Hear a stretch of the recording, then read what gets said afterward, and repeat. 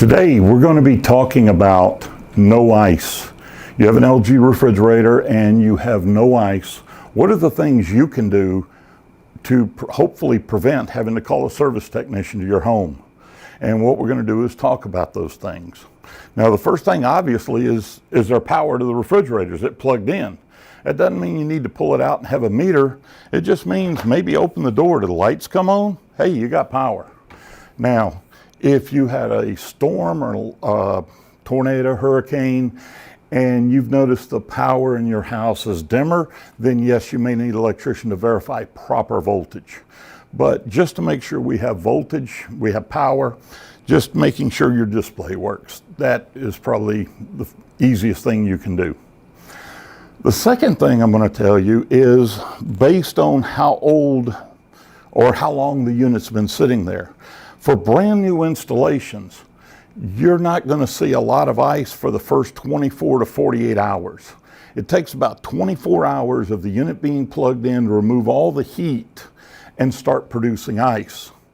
So give it a day or so before you think, uh-oh, I got a problem here. The other thing is it cold enough? A lot of people don't put the fact that if the freezer is not cold enough, or the ice room in this case, we don't get ice. LG ice makers need about 19 degrees or less to make ice. So to check that, depending on if your ice maker's here in the door or in many models, there could be a second one, or that could be your only one in the freezer. Take and place a thermometer in this area, leave it there for about an hour, go back and look at it and see, is the temperature where the ice maker is below 19 degrees. The other thing, especially if it's new, but also when it's old, somebody may have accidentally turned the ice maker off. Now, most of our ice makers have an on-off switch right here located here. Some models are up and down, but if the ice maker is turned on, but you're not getting any ice, what I would suggest you do is turn it off and then turn it back on. So that way you're kind of rebooting it a little bit and see if that helps. Now, on some of our ice makers, you won't find an on-off switch there, but if you look at your display board, there'll be a button that says ice maker on and off. And we have seen a lot of those models where somebody accidentally turns it off there. So especially if you got little ones that like to touch buttons. Now, if that's the case, there is a lock feature where you could actually push and hold that button and it locks this display from being activated. All right, so we talked about power. Is it cold enough? Is it turned on? Now the other thing, LG basically uses three types of ice makers. We have a flex tray, which is what I just showed you. We have one that looks like it's a heater type. It's called a custom cube. And then we have our older flex tray. Each one of those models has a way of determining if this bucket's full. This one has a little bail arm here that every time it cycles, that bail arm goes down, and if it hits ice, it tells the maker, hey, let's don't make any more because we're full. Some have a little paddle arm that comes up and down, and some have an infrared sensor that shoots a beam of light across this bucket, and if it hits ice, it tells the unit, hey, we're full. But once you begin using ice, it drops below, the beam says, hey, we're clear, and it starts making ice again.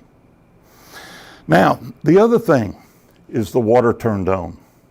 Now, if you have an ice and water dispenser, a very easy way to check would just be get a glass, make sure you're turned to water, and that verifies that we have water to the refrigerator. Now, while we're talking about water pressure is critical for the proper production of ice. You need somewhere between 20 and 120 psi of ice when there's no filter involved, and you need 40 to 120 with a filter involved. Now, if you believe your water pressure may be a little too low or way too high, instead of calling a technician out, if you're so inclined, you could actually go to Home Depot, Lowe's, any of the hardware stores, and purchase a water pressure gauge. What this gauge does is you can screw it on to an outdoor faucet. It's called a hose bib, or you can screw it on where your washing machine, disconnect the washing machine hose and screw it on there. Then turn the water on and it will tell you your water pressure. A lot of homeowners have these, especially if you're in areas where you have to have a pressure regulator.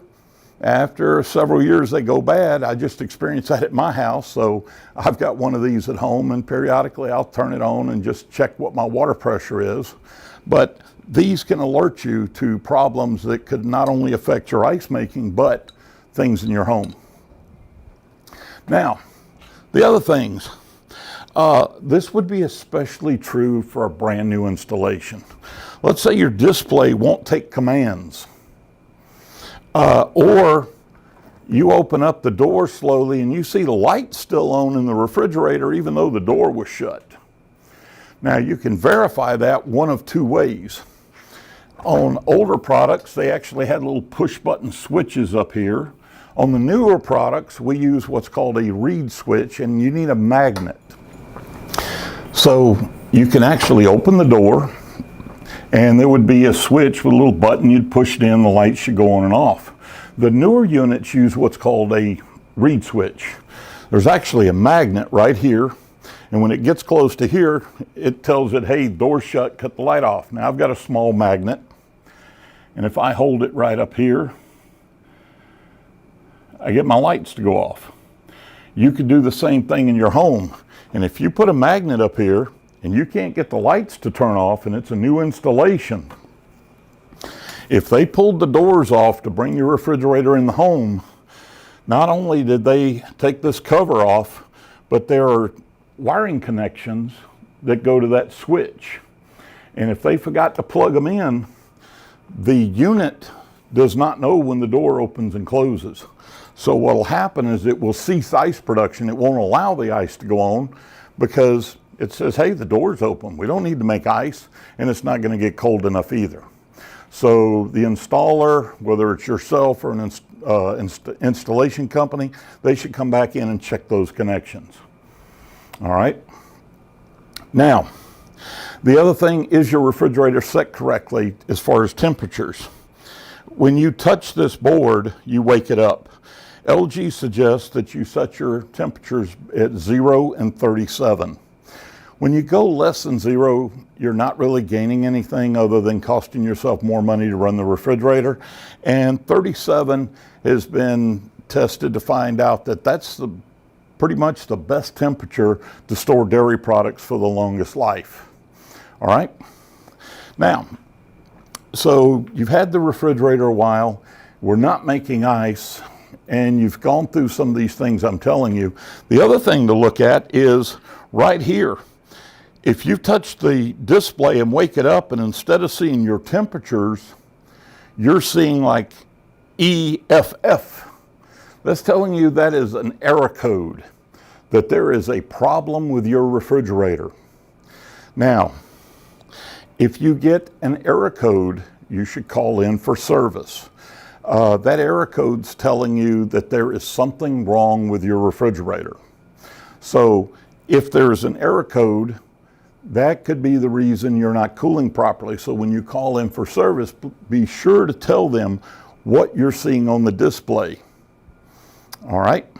Now, the other thing, is your filter correctly installed? Now, depending on the unit you have, LG could have their filter up here at the top. There's a little drop down. But on many of our newer units, you're going to remove this bucket,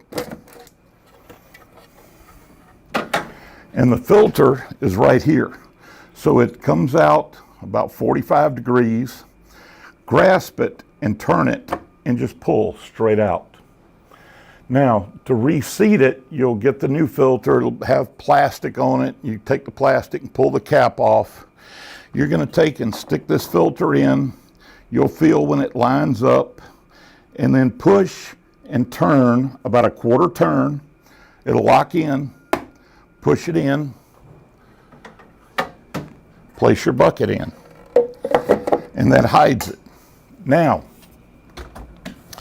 when you replace your filter, that filter has got air in it right now.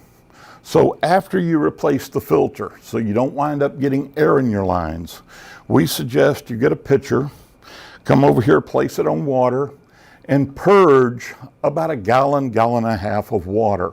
Just pull it out and dump it, pull it out and dump it. And that way you're getting the air out of the lines.